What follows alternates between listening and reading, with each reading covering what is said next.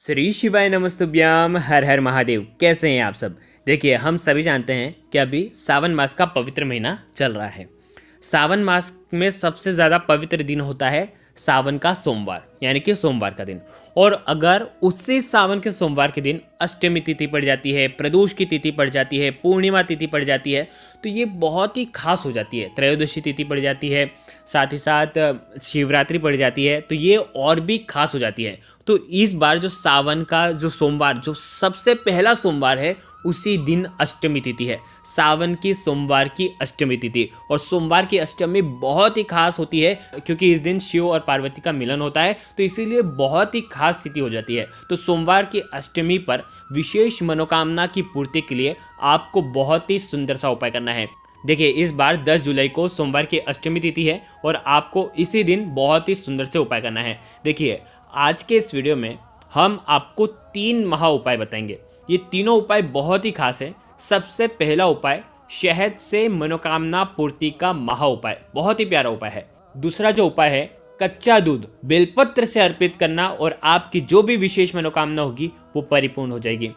तीसरा जो उपाय होगा, मात्र 1 लोटा जल आपके घर में इसका छिड़काव करना है और आपके घर के सारी नकारात्मक शक्तियां दूर हो जाएगी। तो बहुत ही प्यारे से उपाय होने वाले हैं, विस्तार से बताऊंगा। भावपूर्वक इन उपायों को सुनना, समझना और करना।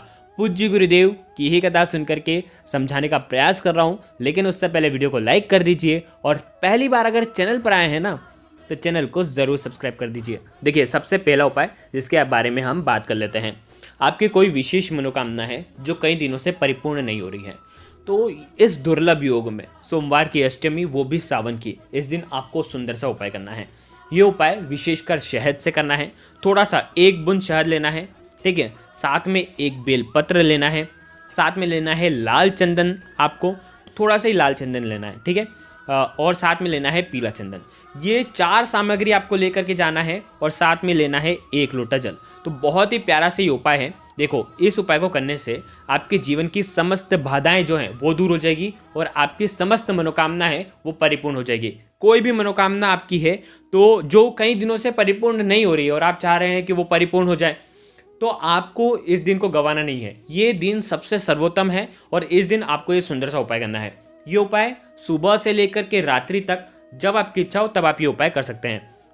देखो, क्या करना है, आपको मंदिर में जाना है, भगवान शिव के मंदिर में। ये सारी सामग्री लेकर के जाना है। आपको क्या करना है, जो बेलपत्र है, बेलपत्र कहीं से भी खंडित नहीं होना चाहिए। बेलपत्र नहीं है तो भगवान शिव के ऊपर चढ़ा हुआ बेलपत्र उपयोग में ले सकते हैं, शुद्ध जल डाल करके।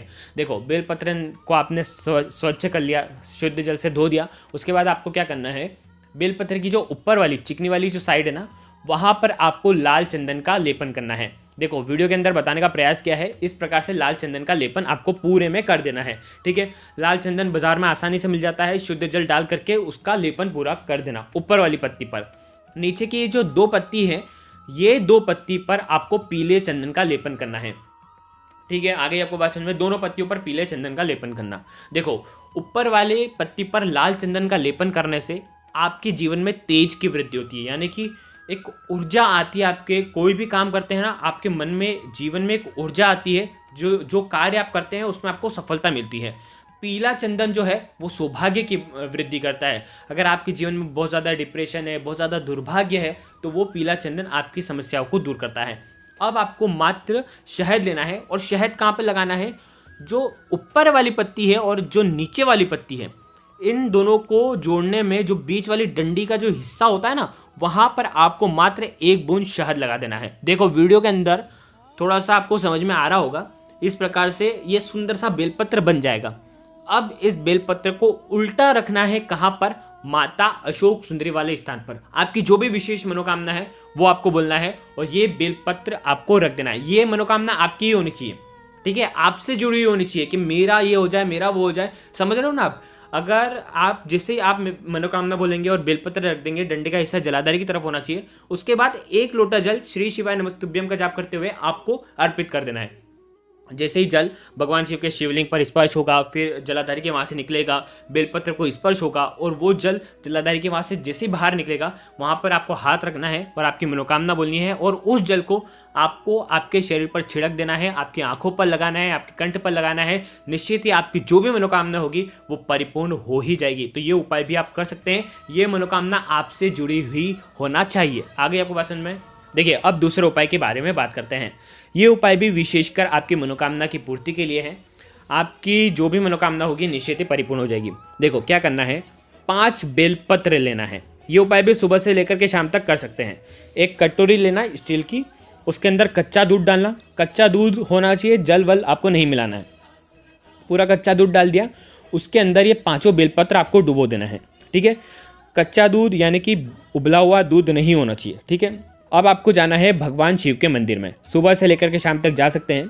आपको क्या करना है, एक एक बेलपत्र, जैसे ही कच्चा दूध में वो बेलपत्र डूबी हुई हैं, एक बेलपत्र निकाला तो कच्चे दूध की जो बूंदें हैं वो आपको शिवलिंग के ऊपर अर्पित करनी है। बेलपत्र अर्पित नहीं करना है, बेलपत्र पर जो कच्चा दूध लगा हुआ है वो दूध की बूंदें आपको अर्पित करनी है।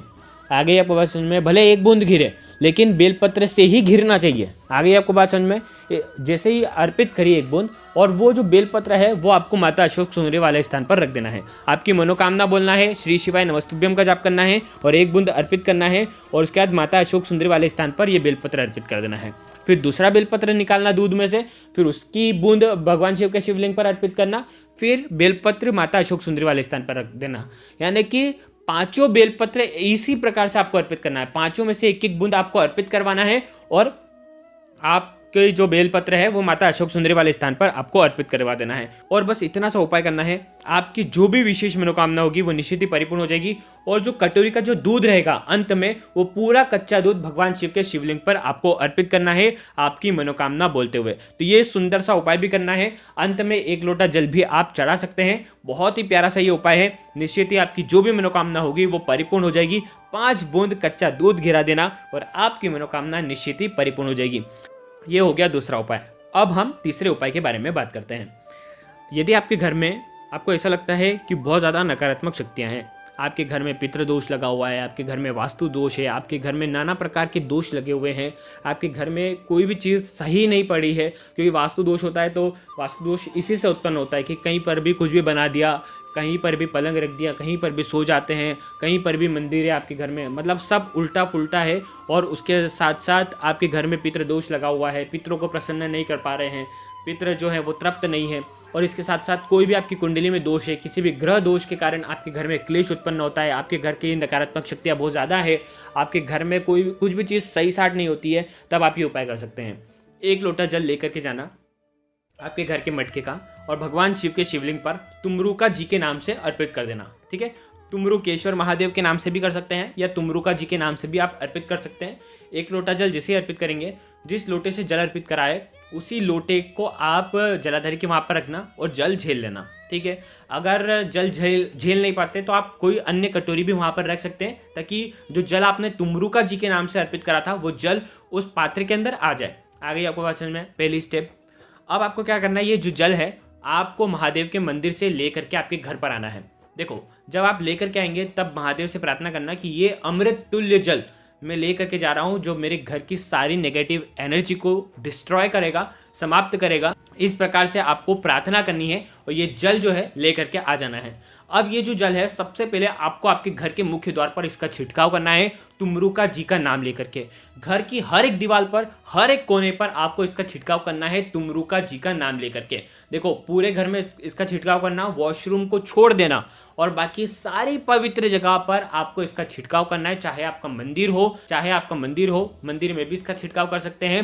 ध्यान रखना, विशेष प्रतिमाओं पर तुमरुका जी का नाम लेकर के भगवान के ऊपर इसका छिड़काव मत कर देना। ठीक है, मतलब आपको मंदिर के आजू बाजू छिड़काव करना है, मूर्तियों पर, फोटो पर आप इसका छिड़काव नहीं कर सकते। इस प्रकार से पूरे घर में छिड़काव कर देना। बस इतना सा उपाय करना, तुमरुका जी की विशेष कृपा इस सावन के सोमवार पर पड़ेगी और आपके जीवन की सारी परेशानियां दूर हो जाएगी। तो ये उपाय भी आप कर सकते हैं। तो देखिए, आज के इस वीडियो में हमने आपको 3 महा उपाय बताए हैं। तीनों महा उपाय बहुत ही खास है। जो उपाय आपको करना है आप कर सकते हैं। अगर आपको कुछ भी चीज़ समझ में ना आए तो कमेंट में पूछ लेना, गलती नहीं करना है। श्री शिवाय नमस्तुभ्यम। हर हर महादेव।